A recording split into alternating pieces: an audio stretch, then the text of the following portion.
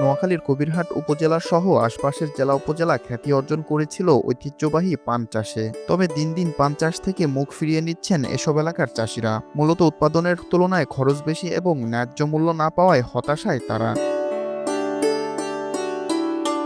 গত ২ বছরে বন্যা ও জলাবদ্ধতার কারণে এই এলাকার পান গাছ ঠিকমতো বৃদ্ধি পায়নি, ফলে নষ্ট হয়ে গিয়েছে কয়েকটি বরজ। এছাড়া নানা রোগবালাই পোকামাকড় তো আছেই, যার জন্য প্রতি মাসে লোকসান গুনতে হয় ২০ থেকে ৩০ হাজার টাকা।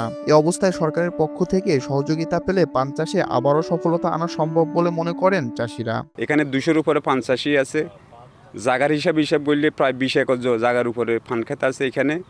গত বছর যে বন্যা হয়েছিল, বন্যা আমাদেরকে অনেক ক্ষয়ক্ষতি করছে। বন্যার আগে আমরা প্রতিটা একটা গৃহস্থ ৪০০ বড়োর উপরে এক মাসে ৫০,০০০ টাকা ইনকাম আসতো।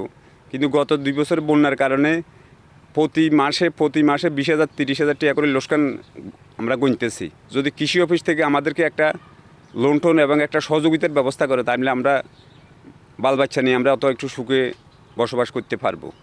এই লতা সম্পূর্ণ মারা গেছে, আবার আমরা লতা আইনা আবার এইভাবে এই বছর বন্যাতে ডুবি যাওয়াতে মানে সবচেয়ে এই খারাপ হয়েছে এই বছর।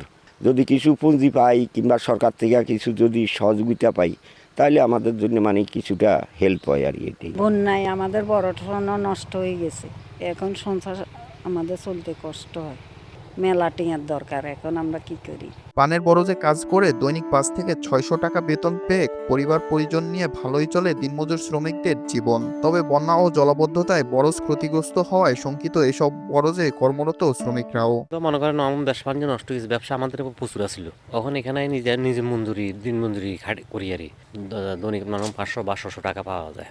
আমরা এই পানের বড়গুলা যদি থাকে, আমাদের সকাল সন্ধ্যা আমরা কাজ করতে পারি এবং আমাদের সংসার আমরা ছেলেবেলে নিয়ে সুন্দর মতো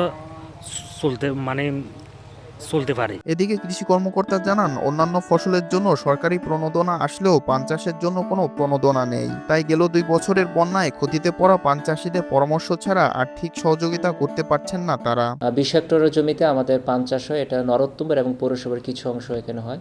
কিন্তু এই যে ওনারা যে ক্ষতিগ্রস্ত হয়েছে বন্যার কারণে, এই বন্যার কারণে আমাদের কৃষি অফিস থেকে ওনাদের জন্য কোনো সরকারি ওরকম কোনো প্রণোদনা বা সহযোগিতার কোনো ব্যবস্থা নেই। আমরা পরামর্শ দিয়ে থাকি, কিন্তু আমাদের ধান, তারপরে বাদাম, মসুর, মুগ, খেসারি, ফেলন, সরিষা, গম, এগুলোর উপর প্রণোদনা আসে। পান এখন পর্যন্ত কখনো আসেনি।